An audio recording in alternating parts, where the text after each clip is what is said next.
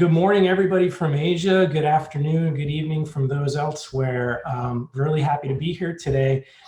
So first off, I just want to kick off. This is not going to be a revelation. They might be surprised about what I'm going to present today. It's really not going to be anything revolutionary. In fact, a lot of it's going to be a confessional. But it's my hope that it'll really resonate with those still in Japan and those in Asia working on leadership challenges in general. What I hope to do today is just share the concrete application of one of the leadership concepts that I personally found really valuable as I was working on some leadership issues in Japan. And I hope when we're done this morning, what we've done is kind of connect the threads between the art and science of strategy through execution. So hope you enjoy today. A little bit about me. So my name is Christopher Scheidel. In my spare time, I am a technologist by trade.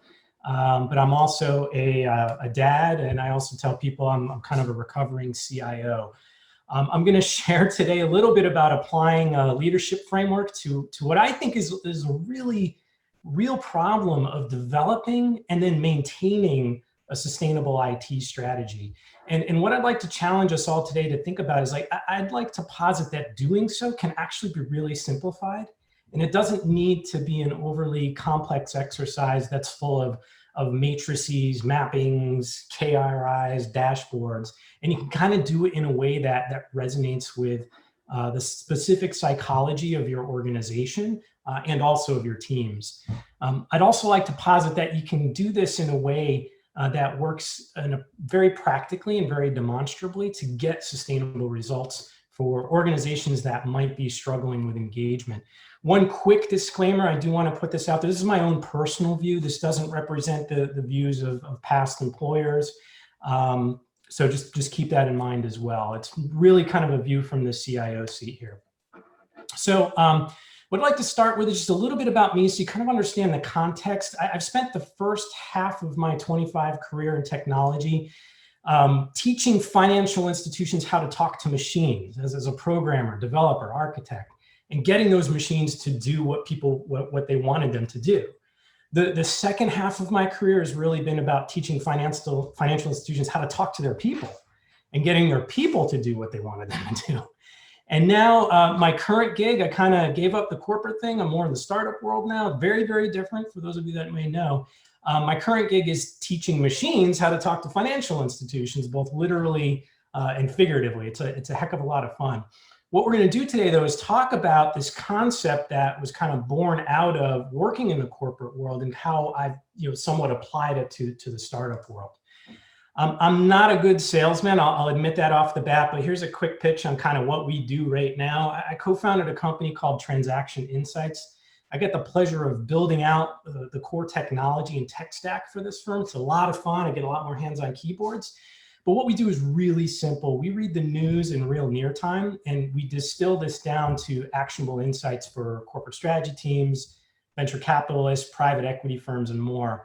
Our launch focus this year was the FinTech ecosystem, where we currently provide a top 5 global bank with some information for their corporate development and merchant services divisions. And we also work with a couple consulting companies to monitor specific news on companies they support.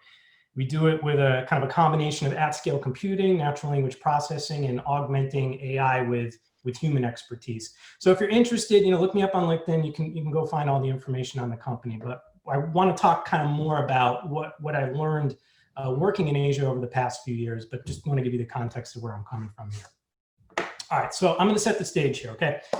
Now, for those of you who worked in IT, this is going to be kind of a joke. I want you to really stretch your imagination out here. I'm going to ask you to go out on a limb and kind of conjure up, if you can believe it, an image of an IT organization with the following qualities. So in 2015, I was asked to come take over the leadership of an IT organization of a Japanese insurance subsidiary of an American company, about 150 people, including staff and vendors. The organization was very skeptical and burned out. I think there were 4 acting CIOs over the last 5 years, which is actually really impressive given that the average life of a CIO, I think, is like 4.3 years. It was transactional, surviving by delivering what's next, and not really able to deliver on long-range goals, including some pretty gnarly technology problems. And in fact, a source of pride psychological pride for this organization was their ability to continue to deliver under what would otherwise be really crippling organizational conditions. Their priorities were changing constantly because of the nature of the business. This combined with that transactional nature I just mentioned a moment ago actually created a lot of consternation within the organization. At the time, we had many career managers who were really technically good at what they did and understood the insurance business very well, but they didn't necessarily know or have the tools yet to drive cultural change. And unfortunately, this organization at that time as well, also produced a lot of major operational errors. For those unfamiliar with the bank assurance model in this particular business, your customers are not only your end customers from an insurance perspective, but also major banks and securities firms. So when a mistake is made, you're actually making a mistake to your distributors as well, which can have a large reputational impact.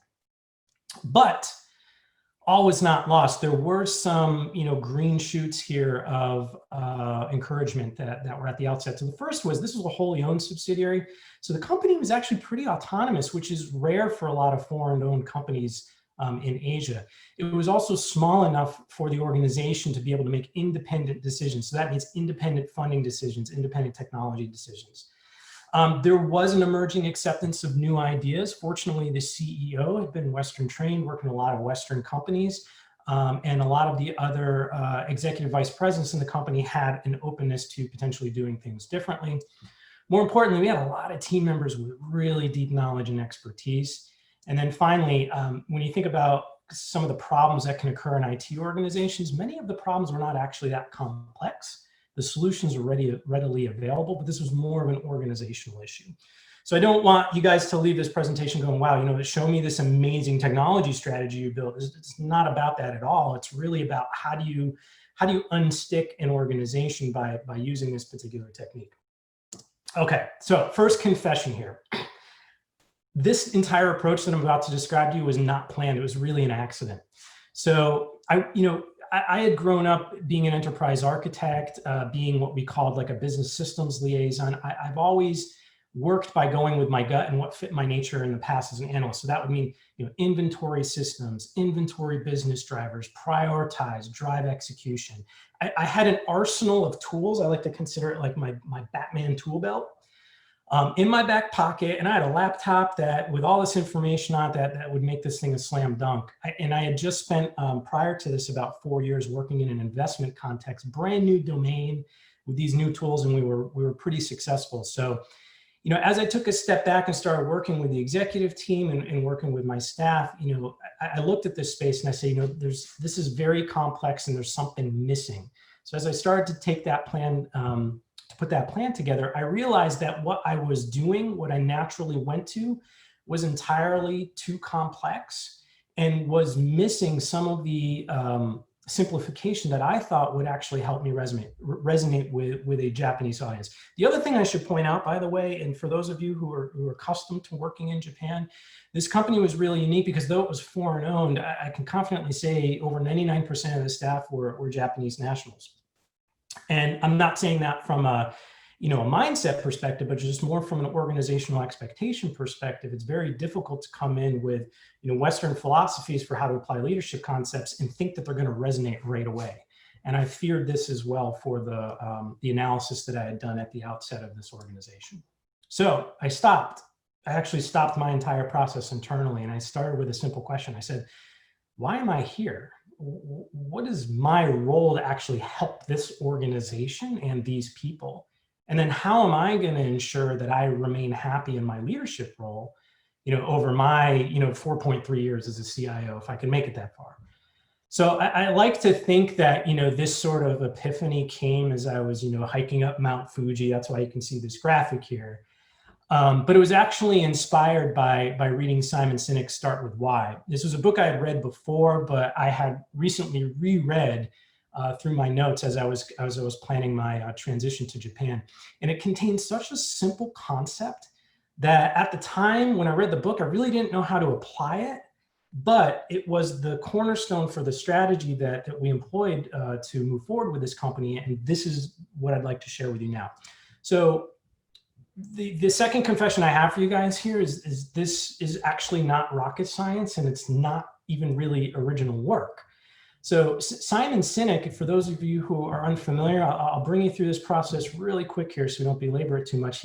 He's an ethnographer by training, but he's made a career out of helping companies and people achieve more. He has a stated goal of building a world in which the vast majority of people wake up every day feeling inspired, safe at work, and feel fulfilled at the end of the day. He gave this, this really popular TED Talk in 2009, which went viral, and then he published a book and other books. So a lot of people will maybe criticize Sinek to say, he's kind of repetitive, like a lot of people who develop these types of leadership frameworks. And however valid or invalid that criticism may be, I think the core concept actually has a lot of value. And Sinek himself actually admits that it's the world's simplest idea. So for us to get grounded here, I'd just like to take, maybe 2 or 3 minutes here to go through those key concepts, and then we'll bring it to brass tacks and go through how we implemented this here. So Simon argues there's 2 ways to influence an organization, inspiration and manipulation. He deems that both are effective. I think we can all think of times where we've used inspiration or manipulation to get what we wanted. But he argues that inspiration is truly the only sustainable approach. One way to think about it is getting repeat business through price discounts versus loyalty. The difference between repeat business through price discounts and just boiling it down to the common denominator and perhaps loyalty is that if you have loyalty and you're motivating people with loyalty, people will keep coming back despite higher prices, mistakes. For those of you who have been Apple fans for a long, long time, I'm sure you could probably remember periods of about 5 years where Apple was kind of going off the trail and then coming back. We'll get back to Apple in a second, actually, because they've got a really interesting story that fits in here. And manipulation works. We do it all the time. You see it in pricing, you see it in sales promotions, you see it in bonuses, incentive schemes, et cetera. But Simon argues that it's not sustainable. And the reason why is because there's a big difference between leading with inspiration and manipulation in terms of where leaders put their focus. And this is the core concept here. If you take anything away from this morning, this is the slide I want you guys to focus on. So he argues about the golden circle. Every organization knows what they do, the product or service they offer. He argues that some companies know how they do it, how they're different, but very few companies actually know why they do what they do. And oftentimes it's not to make money, that's the result. The why is really, why do you get out of bed every morning? What's the company's purpose? Why should people care? Most organizations will communicate from the outside in. This is sort of the default way, and then have some call to action. So in the case of Apple, he makes the argument, we make great computers, they're beautifully designed, easy to use, want to buy one? Okay, maybe. But people don't buy what you do in the end, they actually buy why you do it. So he argues that leaders and organizations that communicate from the inside out are actually leading through inspiration. And he gives the very unique perspective from Apple Computer. He says, inspiring organizations start with why, and they work their way out. So an example of Apple, in everything they do, they believe in changing the status quo, thinking differently. The way they do that is they design products that are beautiful and easy to use, and they just so happen to make computers. You want to buy one? The why engages you emotionally, while the what and the how serve as the evidence for the belief itself. So that's the key concept. One other key point here I just want to point out is that Sinek argues that true differentiation, be it business results or org performance, occurs in the connection and the coherence between the why and the how, not the how and the what. And this is really involved in building trust. And for those of us who've worked in Asia, we can understand that trust typically takes longer to build. It's much harder to build it at the same speed you would in perhaps European or North American or South American organizations. And it can be much easier to lose. So building trust is achieved when there's that consistency of communication between why, how, and what. And the feeling of success, either personal success or organizational success, is ultimately tied to the why. The what is just the achievement that you see or the outcome of the proof of that success. I think a lot of us could probably think of people who make a lot of money, have a nice apartment, get everything they want, but still kind of flop through life feeling unsatisfied no matter how much they actually achieve. It's because they're potentially measuring and managing to the what, not to the why or the how. So this was the key concept that we had used to build the strategy. We spent about 10 minutes talking about, kind of these abstract concepts. I want to actually bring it now to what could you actually do to leverage these concepts to build an IT strategy for an organization in Japan. So in looking at this organization, the dichotomy was pretty stark. It was clear that it had been managed via manipulation in the past and not inspiration. So I thought this might be a good approach, but there were a few tenets that I kind of had to process and put in place first in order to make this work. The first was that I didn't want nor have time to teach a new management methodology to a team of 150 or more people, as well as a peer management team in a language that I'm not a native speaker in. And I would need to do that just to get started. The second was that life was moving way too fast, and there was no time for another fad by the fifth CIO to be truly absorbed and adopted. And in addition, we were also deploying other management techniques like huddles and visual management, which in my opinion were actually just a crutch so I could get visibility on the organization before we're able to deploy something more sustainable. The second one here, I say no executive speak. It had to be simple because our day-to-day operational language was Japanese. We needed to make sure that all the senior managers in the organization could latch onto a concept without having to learn a new language and a new vocabulary and a new conceptual framework.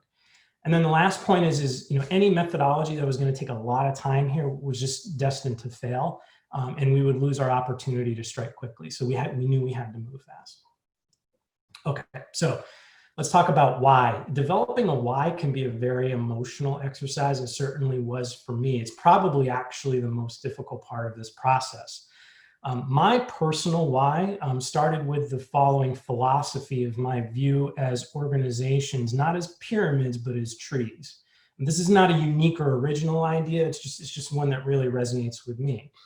In my view, organizations are more like trees. I thought about my branch as the CIO and what I'm here for. My role is to provide nutrients and support ultimately to our senior management team, who them and of themselves are supporting the staff. And the staff are the folks that are doing the majority of the day-to-day work, and that's ultimately where the fruit from the tree is produced.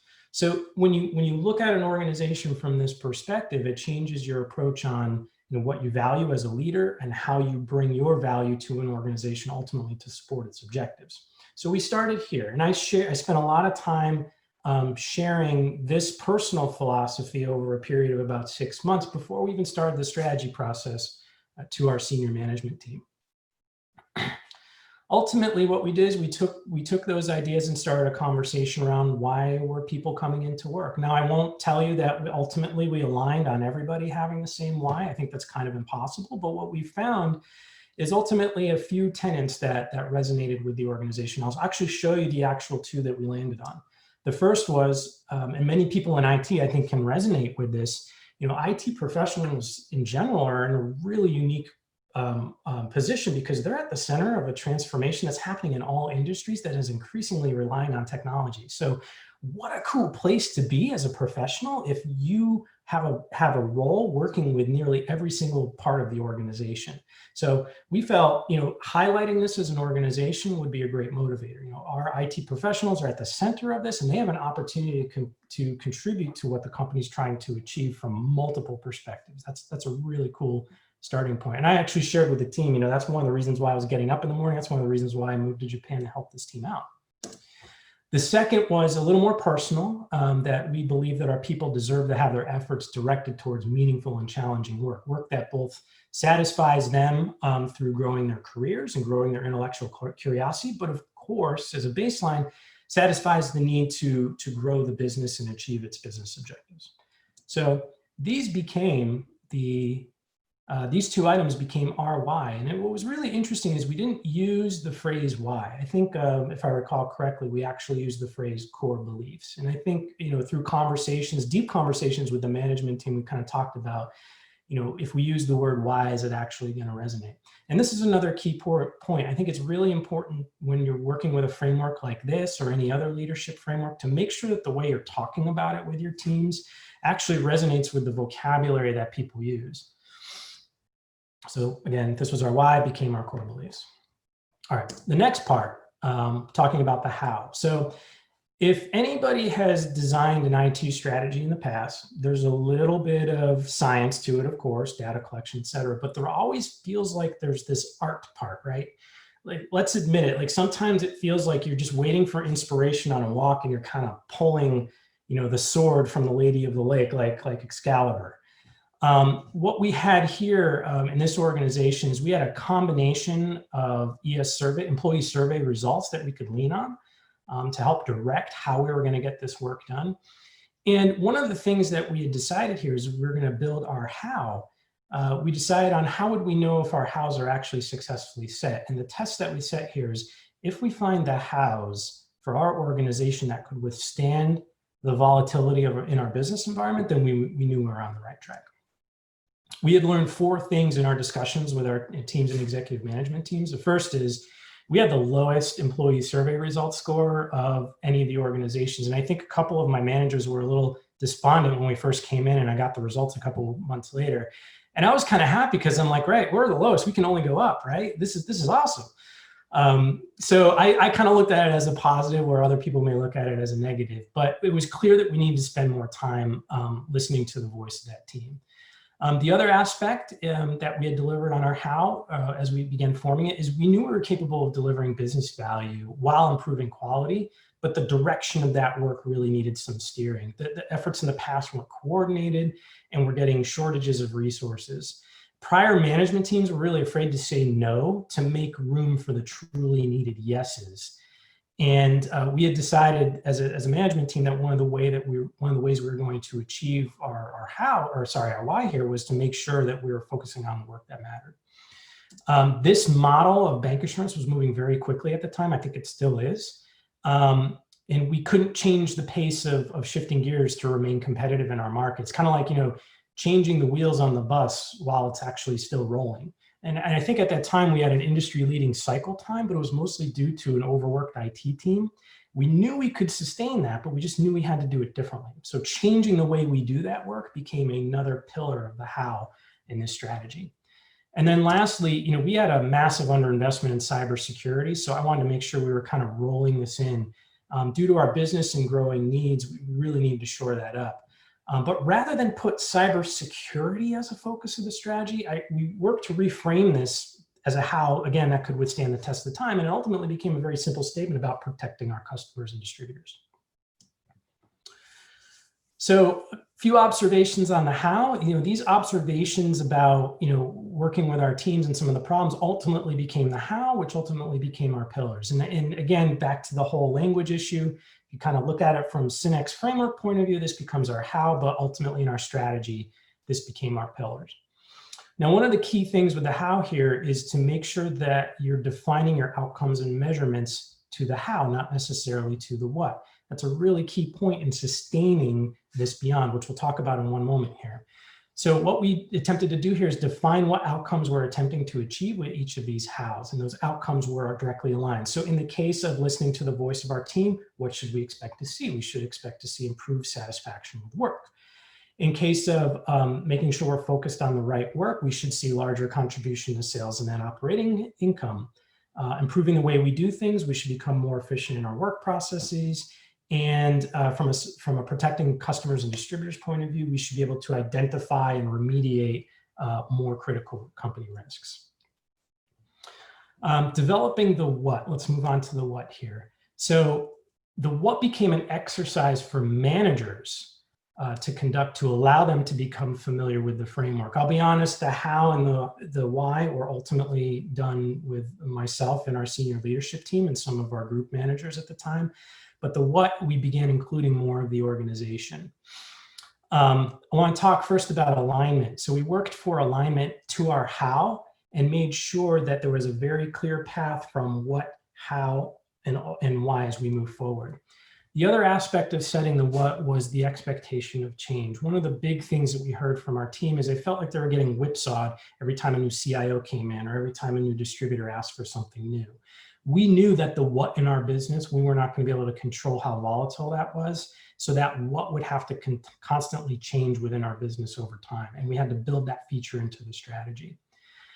We also wanted to focus on achievement. It was really important to note, however, that of course results had to be achieved. So we asked line leaders, what are you going to do to actually support these pillars and put them in the driver's seat? And then the other thing we really had to focus on was conflict resolution at the senior management level. You can't always do everything all of the time. And the last point I wanted to point out here is shared objectives. So objectives are set at both the top level and department level, but then ultimately were rolled up into a single set of departmental objectives. So, one of the examples you can kind of think of is, shoring up a portfolio management process. That might help you do a better job of working on the items that matter. Another example of the what here might be to invest in critical and competitive skills. Can we do that all the time at the same pace? Probably not, but we should still be focused on listening to the voice of our team and working on or focusing on the work that actually matters. So these became our objectives. So the other thing that's important to understand here is the projects and initiatives that support these what objectives. That was a more mechanical alignment of kind of individual projects and initiatives that ultimately support the work that we were trying to achieve.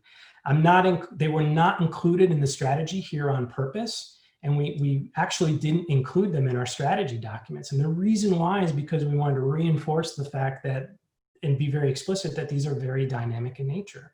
So, you can often say, all right, here's our plan for the year, and know that that plan is going to change drastically when funding change or business conditions change.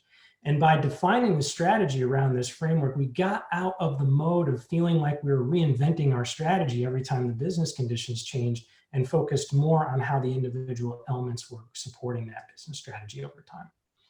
So let me give you, I'm not going to go through all the things that we did, in detail. That's probably boring and not appropriate, but I do want to kind of walk it through piece by piece so you kind of understand how these things are connected.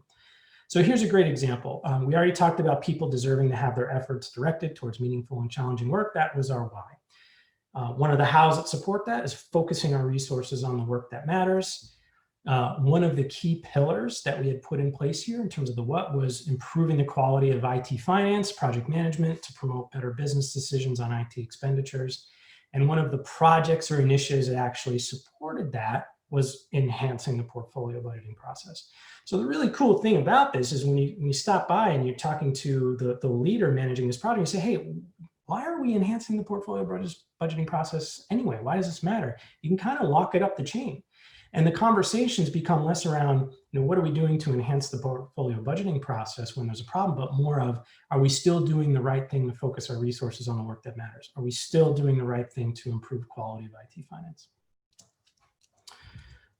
The goal, said simply with all of this, was to change the platform from which we communicate. So every conversation around strategy starts with why and then extends to the how.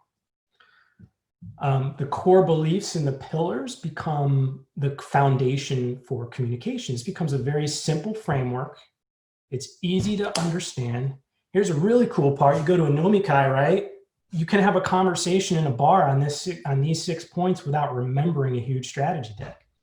I mean, that in and of itself is actually a really great value add because you can have conversations with more junior members of the team and actually talk through this and get their opinions. So it becomes a really great way to kind of ground yourself in a foundational strategy without having to overly design it in a complex way. Again, the measurements here are really based on the pillars. That's another key one. So when we talk about end of year reviews, you talk about personal performance, you talk about company performance, you talk about IT performance. All of those metrics ultimately get built around these pillars. And what the really cool outcome of this is sometimes you generate these metrics and you're not really sure if you have the right metric. And many of you know, if you read anything about management, you're going to get the results that you measure, right? So if you're measuring the wrong thing, you could potentially get the wrong results. So the nice thing about this is it actually tightly couples the measurements with the how, not necessarily did we complete on that project on time? Yes, of course, that's important. But are we actually focusing, our people on the work that matters, and what is the evidence for us doing that. So those measurements become completely grounded in a different aspect of the strategy.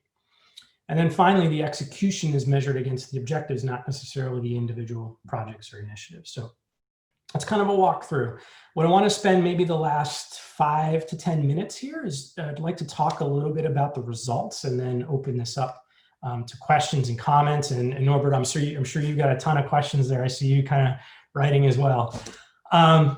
All right, so let's talk about the results here. So I mentioned before that we had the lowest engagement survey results scores. Over the following 2 years, I believe we had the most improvement in those scores. So we didn't make it all the way up to the top, but we certainly had the most improvement. I like to think we were the comeback kid or the bad news bears winning the title at the end of the year, but still not the best team. At the end of my tenure in this organization, it culminated in an acquisition. One of the really interesting features about this strategy is we have very open discussions about what it means to people. So as that acquisition was happening, we knew very clearly those who were planning to potentially leave the organization and those who would stay. And during the acquisition process itself, the IT organization had one of the lowest turnovers of any of the organizations, despite the news being out 8 months before the completion of the deal. We had a great reduction in unplanned overtime. We were judicious about where we needed to apply overtime now. We were able to make better decisions and ultimately resulted in about 75% reduction of unplanned overtime. And we also saw overall risk reduction. We were able to focus on some longer term items and tie it back to protecting customers and distributors. And I'll be honest, this result was largely due to the focus of the strategy, not within the IT team, because they get it. They understand the need for this investment, but with the senior management team, my peers. Through talking about protecting our customers and distributors and understanding the importance of that strategy, we were able to secure not all, but most of the necessary funding needed to make significant progress on that initiative. And then perhaps most importantly, we did see over those 2 years ongoing improved delivery, business delivery in terms of not only quality, but also date accuracy in terms of when do we plan on delivering that. So one of the things I did, as I was preparing for this discussion, I took a step back and say, why did this work? Was all of this attributable to this, amazing strategy we built? The reality is no, not all of it can be attributable, but I do think there were some key aspects that I want to share with you that I think are important to point out. So the first reason why I think this worked during this time period is it shifted the psychological focus of the organization from a mandate, I must do this because somebody told me to do it, to a reason. It's not about a single manager or a group of managers telling people what to do. The pillars and the objectives in the end would have largely been the same if we had taken a more traditional approach to building an IT strategy. But said simply, the strategy was a lot more relatable now, it was more personal. And I think for trying to create an organization to get it stuck out of a rut and to move it forward, creating that personal connection for the members of the team was quite important. It created psychological stability for what I mentioned before, this IT team that had been whipsaw through prior leaders and crushing business delivery requirements. This concept was able to withstand, pretty large changes in the business environment without feeling like, the bedrock for the strategy of the organization was also constantly changing. So it gave people an anchor to relate to moving forward. And the one that I really liked is it really simplified communication. So explaining IT strategy to my chief legal officer was a lot easier when I was using the same language I had used to build this strategy. It almost provided like a shortcut vocabulary with our executive sponsors, and it made those conversations more intuitive to those senior leaders and easier to get buy-in for large initiatives or key concepts that needed to be communicated laterally through the organization. So I was going to ask a sales organization to defer, a particular investment for a period of 3 or 4 months so we could get something done in IT. Having a conversation at this level about the why and the how is a lot easier than saying, well, you see, this is part of our strategy. It's item 4B2. And we said we were going to do it, so we need to do it. So it actually aided me in my discussions with my peers quite a bit. And then lastly, results were measured against the how. I think in the end, we were very focused on making sure we were measuring the right things. Oh, of course, we still measured project delivery, on-time delivery, but those didn't become the focus for what we were trying to improve. And people, the team and the managers were more focused on changing the outcomes at the how level as opposed to the outcomes for any individual given project. And what was interesting is even though we weren't holding people accountable at that detailed level, those things automatically happened as a result of focusing 2 layers up. Now in the startup world, I mentioned before, we kind of made this shift, or I made this shift last year. I started thinking a little bit about, how has this concept translated to a more, fast and free, by the seat of your pants type business environment. In thinking about this, I think there were a couple things that really resonated with me. The first was, criteria for choosing principal partners. If you're going to start a business with somebody or you're going to invest with folks, this concept can be very powerful as a criteria for choosing, who you choose to partner with. In fact, before I had started with Transaction Insights, I had about a month of deep discussions about why we're starting this company and what's the purpose and what are we going to be, not like why I want to make money or I think I can reach $1 million in revenue in 1 year, but what does this matter in terms of your life goals? The second, which is actually super important, is the hiring and onboarding strategy for your first set of hires.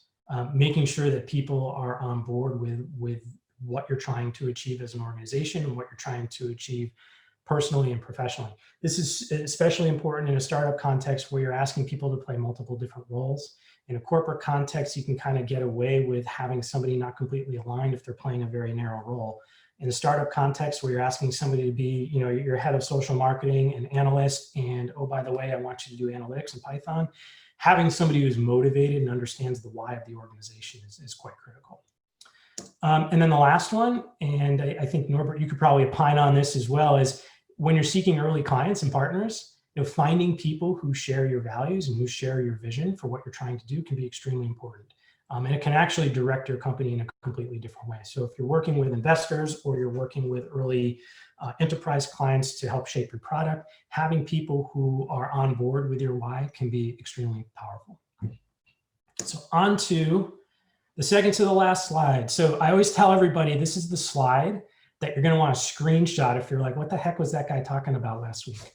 I know, Norbert, you're going to, this will be recorded and people have a chance to refer back to it. So if you're not, but this is the last slide I'll ask you guys to really focus on. So, to summarize, how do you move forward taking Sinek's concept and applying it to IT strategy?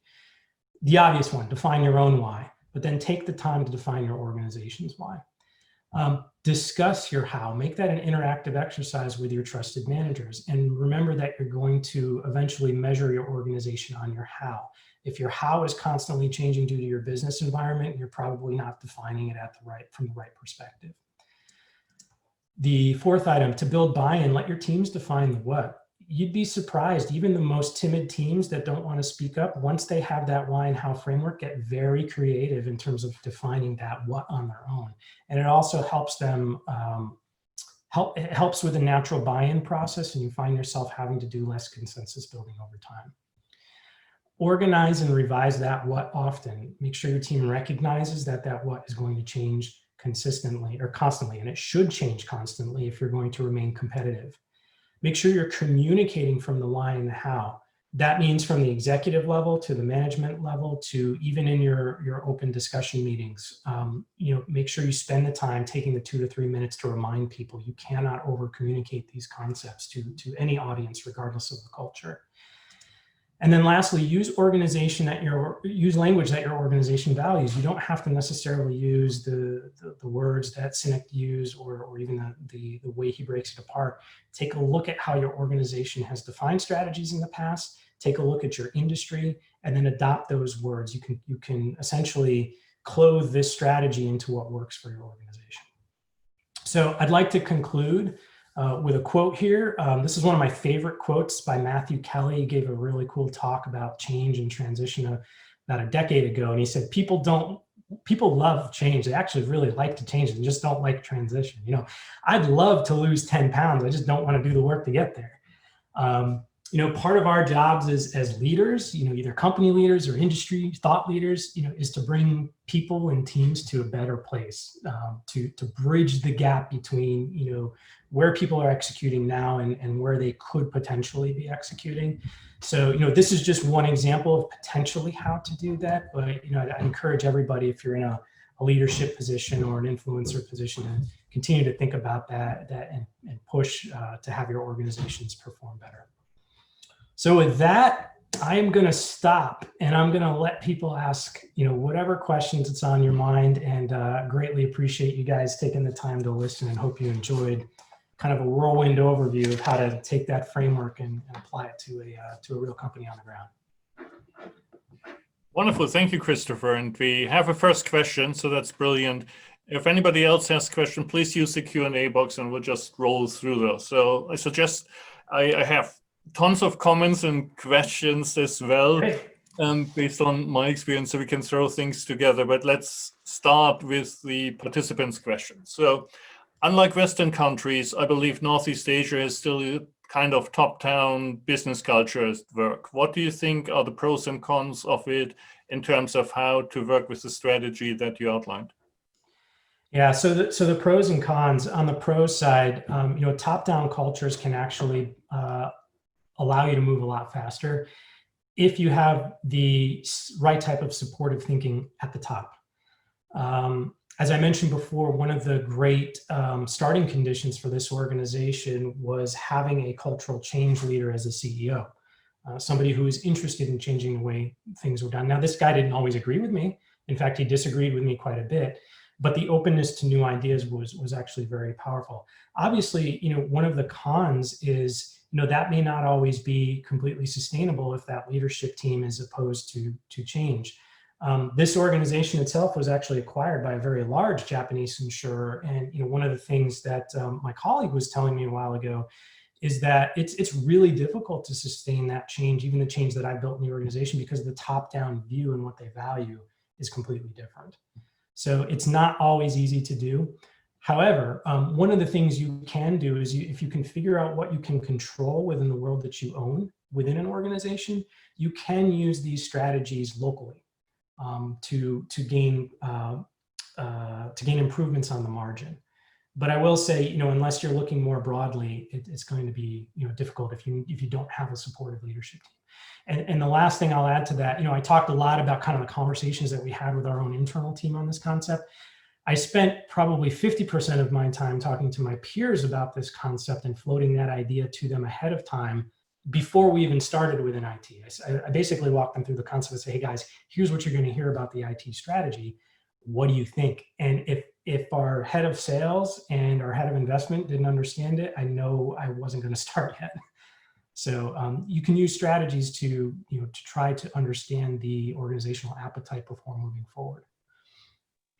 So what's the biggest challenge that you faced during your discussions with senior managers? And let's say maybe we split this up into senior managers within your leadership team and then senior managers in the overall organization, so the CEO and his or her leadership team of the new concept. Sure. Yeah. And I think it's good to split them up that way because I think the challenges were unique. Thank you for that question. I think within the first senior leader, within my own leadership team, I think the first challenge was coming to people and saying, look, what we've been doing from a leadership perspective is not working. And it might be because we don't have the right leadership skills. That's a very hard conversation to have with a bucho who has been in that role for 10 years and has gotten to that role being successful at what he or she did prior to that. So understanding that the future success of managing that organization wasn't going to be built at least while I was there, wasn't going to be built purely because you're the best planning guy, or you're the best, system development guy, but rather your ability to move your organization forward and basically pull them out of that rut.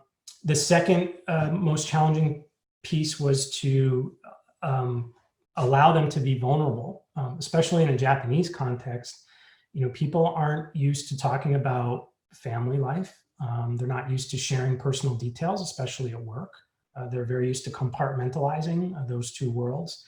But if you saw with this strategy, one of the things that really works really well is talking about why you're coming into work every day, kind of translating that, making a personal connection. So the big challenge internally, I think, and it's not easy to do, I don't think I completely cracked the nut on this, is how do you create personal connection to purpose when you don't talk about personal stuff at work? And the strategy that I employed was to lead by example. I was very open with people about why I'm here, what I'm hoping to achieve. We talk about my family all the time. Even if we're in a meeting late at night, 10 o'clock at night, I'd be like, oh man, I'm really missing my family right now. I really need to go. And letting people know that it's okay to say those things.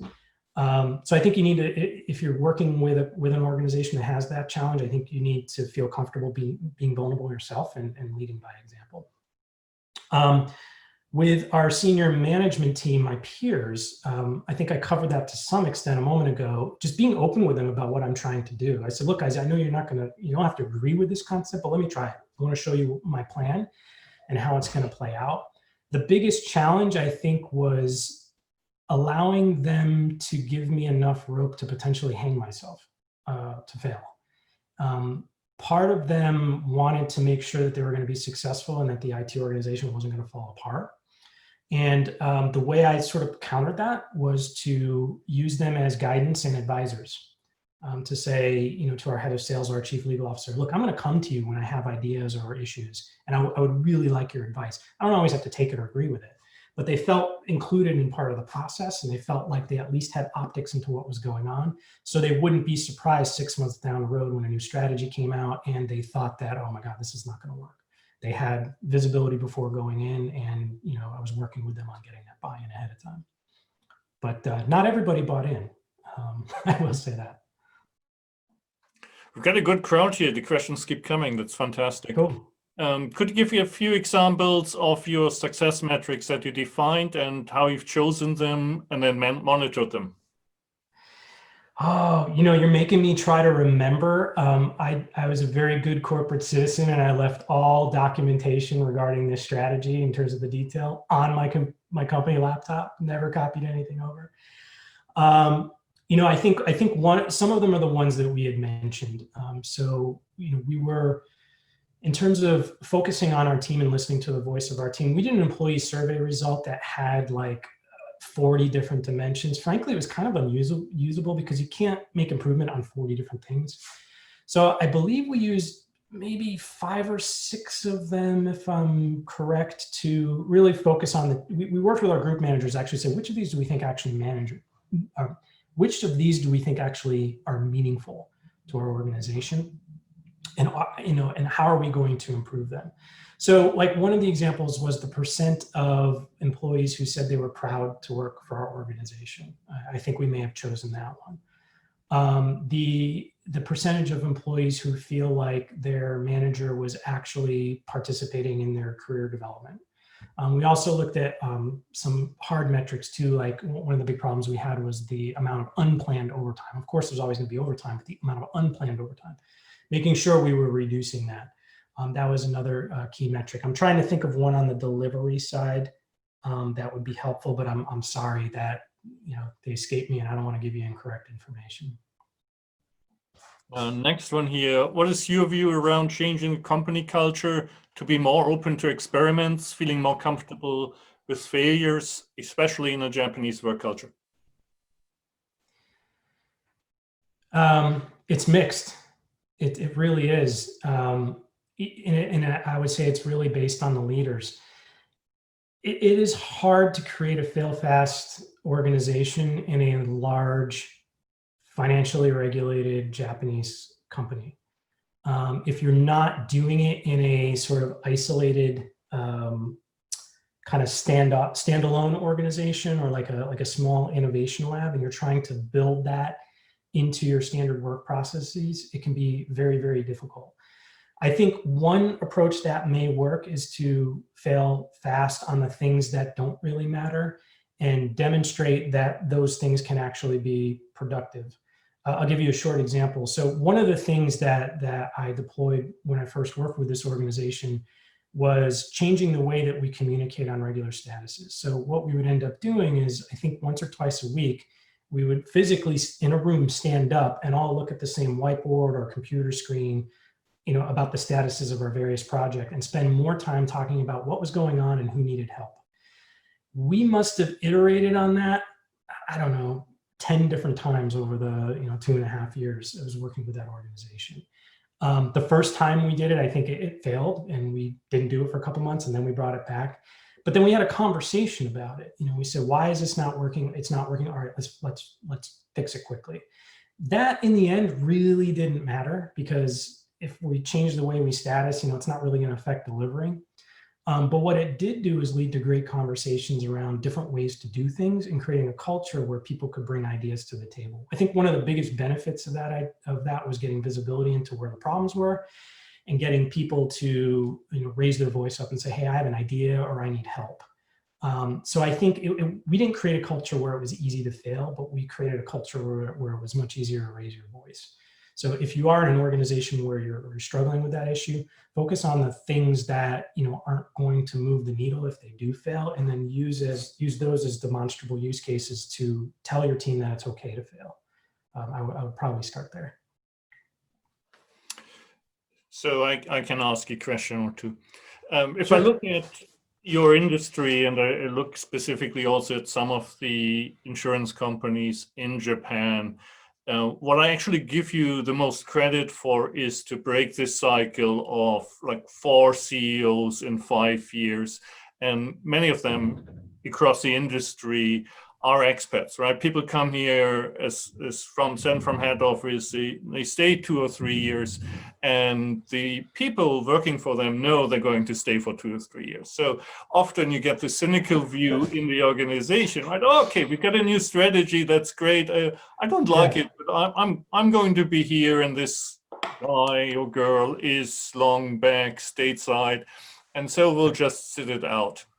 And so one of the simple thing about the strategy is really to have the continuity and stick to this strategy. And I think also my background in capital markets, if you look at the leading investment banks, why they have a better technology foundation is that their technology leadership has been around much, much longer. The other effect here of this short time frame is the CIOs come in, and inevitably these organizations have the big elephant in the room, this big nut to crack, and that might be your mainframe from the 1960s that's still written in assembler. And if you know you're only there or YPS COBOL. Yeah. And if you know you're only there 2 or 3 years, you just sit down every night and pray that the thing doesn't fall apart, but then you leave the hot potato for the next person to come in. Because ultimately, and that's a cultural thing, I think, in this organization, you're not being evaluated on cracking that big nut. And so being a successor to 4 CIOs where you had the revolving doors, and then coming in and being credible, right, in a short period of time, and then actually affecting this change, this transition from the expectation of Christopher will be gone anyway in a year, right? So why should we care, to being accepted and being impactful, I think is a tremendous achievement. And you've been, I think, downplaying that probably a bit in the presentation. Yeah, well, I want to share a quick story on both of those fronts. So first of all, somebody did ask me, like, I think the first week I joined, how long I was going to be there. And I anticipated that answer, and I said, until the job is done. And they said, what's the job? And I said, we're going to find out. The other thing that was really interesting is I had history with this organization. So you talk about those 4 or 5 CEOs prior. I knew all of them.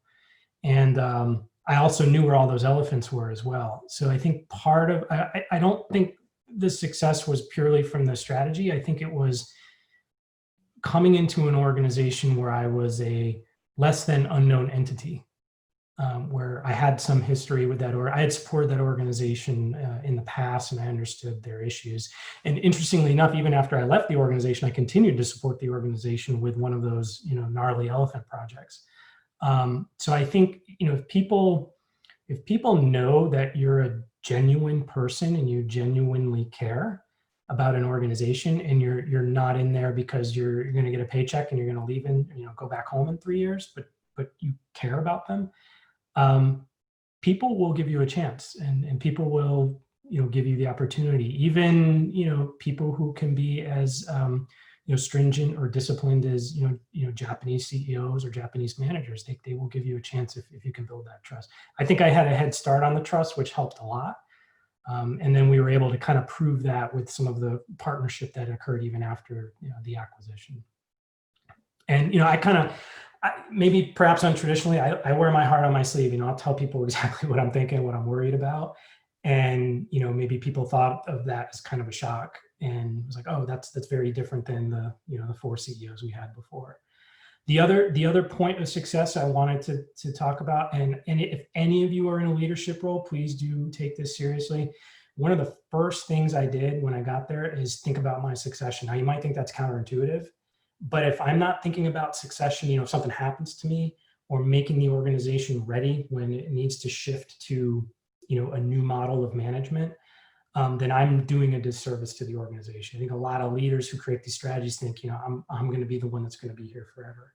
And there's a really cool business case. If you guys have never read it, go check it out. It's about Loy Weston, who started the KFC franchises in Japan, and how he was the best manager when they were opening all their stores, because he would go to all the Shinto opening ceremonies and go to all the nomikai and everything. But when they had supply chain issues and they needed to tighten up the operations of it, he was the worst manager for that organization. So my personal philosophy is there's the right manager at the right time.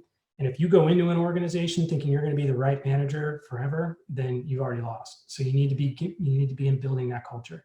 And that translates down, because if you're having conversations with your direct reports about succession, where are they going to be in 2 to 3 years?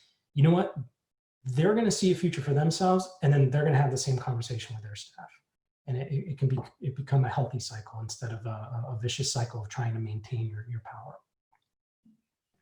I mean, translating that into your current venture is very similar, right? There's people who can get the company from 1 to 10 people, and people who get it from 10 to 1,000, and then those who scale it up to a unicorn. So are you treating it in a very similar way, where you're saying, I might be the right person up to a certain point, but then I know I need to hire somebody else? Absolutely. Yep. Yeah, in this new venture, I'm very good at gluing things together, let's say, but I'm not the world's leading NLP or AI expert.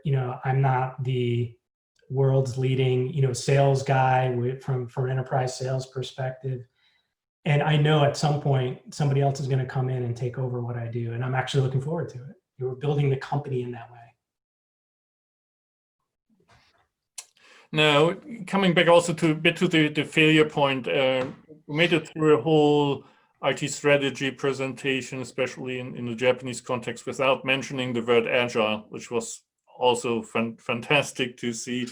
But in terms of the value that is put on software engineering in Japan, which is still done very often through outside vendors, right? And technology not seen as a peer. It's kind of the service organization, and it's often still expressed through almost exclusively a waterfall approach. So they've got the business writing very detailed 150-page specs, throw it over the proverbial wall, and then technology comes back 9 months later, and you're surprised that it's not quite to the expectations. And in order for people to feel valued and address all these questions with so why are we doing this? Is this actually a fulfilling career? Often it feels that a shift in this mindset would go a long way towards actually accomplishing that. And then ultimately, it's not that you want to implement an agile process because you think it's the best thing, but you think it's the best for the organization, that you're actually breaking down these silos and you have technology side by side with the business leading towards the overall company objectives. And that still feels to be missing, and we're a bit in a Galapagos context here in Japan still, where the rest of the world is not even talking, but practicing these types of methods. And we're still on this island here, operating like it's the late 90s. Yeah, no different. No surprises there. This organization operated that exact same way. We had major system implementers who were doing hands-on keyboards for all of our major system implementations, and our team members really were knowledge workers in the sense that they understood the connection. They're really more like business analysts in the end, right? They understand the connection between what the business is trying to achieve, how it operates, know how to translate that into software specifications, know how to test, know what cases to design. And even the operational errors that are referred to in the past were actually, frankly, a result of bad testing and small mistakes. We took a look at Agile. I'll be honest, we weren't able to introduce it. I actually had managers go talk to Hakuhodo and Reactor and actually talk to some of these folks and go through and think about how we might apply it. But to be honest, it didn't stick. They weren't ready. So I think one of the things as a manager to kind of recognize as well in that context is to know the kind of the receptiveness of your organization to doing things in a wholly new way, which Agile really does. And in the case of this organization, one of the primary tenets of Agile, the product owner, we're not ready for that. We're not ready to kind of put side by side, an IT product owner with a sales team side by side. Now, the way we did that, the way we started moving towards that, were in two ways. One, on the project management side, we actually defined business owners for all major IT products, which was a new concept for this organization. So it's kind of like shining the light in from the other side, which helped. And then we also took some of our top IT staff and rotated them out of IT for periods of 6 months to go work in the marketing team, go work in the sales team. And the purpose behind that was to build trust between the organizations so that when that person came back, if we needed to put them in a project management role for a difficult sales project, they've got the trust, they understand how that organization operates, and they can be much more effective. And the team members actually loved it because they thought it was great skill building and career building. So we just crossed the hour, so we're losing a few people going on other calls. Let me ask Sure. one question, more like a macro question on yes. the changing role of the CIO. And it's also from an outside observation again, where you basically have this decentralization of technology and the consumer electronics obviously also invading the workplace, where you get to a scenario with all the cloud vendors that if the IT organization doesn't deliver, it doesn't take much for a head of operations or head of finance to take a corporate credit card and pay $300 a month for a cloud service provider that does reconciliations very well, just to pick an example. And they're simply getting stuff very quickly, and outside of the technology organization, it loses a bit the control to solve problems that they have where they feel that the technology organization doesn't step up. And how do you handle these dynamics that are cropping up and the changing role of a CIO? Yeah. That's a tough one. That also varies by organization. I think the first is a recognition that it's not all in IT or not all in business. It's just the world we live in. When you can go buy a Dropbox or a Microsoft O365 account yourself, for your own business, why do you need an IT team to manage it? It's a really good question. If you're going to use Canva or Bitnami to create social media content for your company, it's probably not something you're going to throw to an IT organization. So I think the first stage of that is just having that conversation and recognition, but then being very upfront about two things. One, what are the risks that you're trying to protect? Because a lot of times, whether they be financial risks or reputational risks or information risks, there's a lack of recognition of what that is. So if my HR organization is going to go out and purchase a cloud-based performance management system, we're going to ask the question, what happens if that data is not secure? Is that a secure asset? So shifting the conversation away from who has the power to buy what and make what decision, don't have the conversation there. Have the conversation around who's responsible for protecting this asset. And then even if the answer is not you, the CIO, or if you're in a more compartmentalized organization like a CIO under a CFO, then even if it's not you, getting broad agreement about what needs to be protected and then helping guide them. Because if you feel like you have that purchasing control and your CIO is coming to you and say, oh, no, you can't do that, you're going to think that guy doesn't understand my business, or that girl is trying to take more control away. But if you go up to them and say, hey, I see you're doing this really cool. Have you thought about this? And if not, let me help you. It completely changes the dynamic. So I think CIOs, and certainly my approach has always been, you don't get into the business of trying to bring it all underneath. You clearly articulate either what the digital goals of the organization are and who needs to make those decisions for you to be effective and track, or you talk about it from a risk and protection perspective. Those are the two most effective ways. And we had some of that in this organization as well. Our HR organization, our investment team all bought different tools. And when I came in, I looked at those and I said, okay, guys, how are we managing this risk? Okay, keep doing that. Or this thing we really want to get better optics on, but you maintain the vendor relationship and we'll help you with the risk assessment, for example.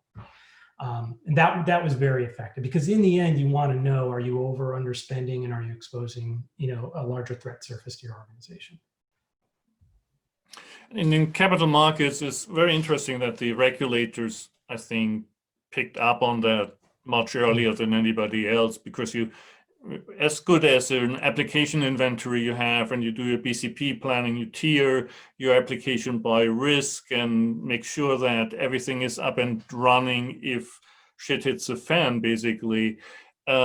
There is a surprising number of Excel spreadsheets, Access databases all over the organization that are not captured. And the regulator actually, after and around the global financial crisis, made you inventory them. And it's amazing the functionality that's even without cloud being built outside of a technology organization that is essential to running the day-to-day business. And that was eye-opening, I think, for everybody in the organization. I remember how much more funding we got for our security team after they asked us to do a PII scan for all of our Outlook folders. Yeah. Our compliance team went, what? We got to do that? And we're like, hey, we can help you, but we need to do this. And they're very receptive. So when you come in as a partner and an aid to those processes, it's much easier to partner with those folks on it. Cool, super. Awesome. I think we ran out of question and out of time, so it was very insightful. And as we said, we'll put this out at the very least as a recording on YouTube. I think your presentation also makes a very good podcast, so I might bastardize content in multiple ways, because getting the message out, I think, is very helpful. It's very educational, I think, for many people, and the reach will be multiplied. So that's fantastic. Thank you very much for taking. When that comes out, let me know. And I'm also going to say hi to Jason. I was able to pick up the participant list here. Nice to see his name there. Hi, Jason. How you doing? Some familiar faces. Yeah, great. Well, thank you for the opportunity, Norbert. I look forward to the next 100 meetings of Tokyo FinTech. Thank you for all the work that you do and keeping everybody connected. I appreciate it. Thanks for being here for the anniversary, and stay healthy. Have a good end to the year for you and your family. You too. Thanks, everybody. Bye. Thank you. Bye-bye.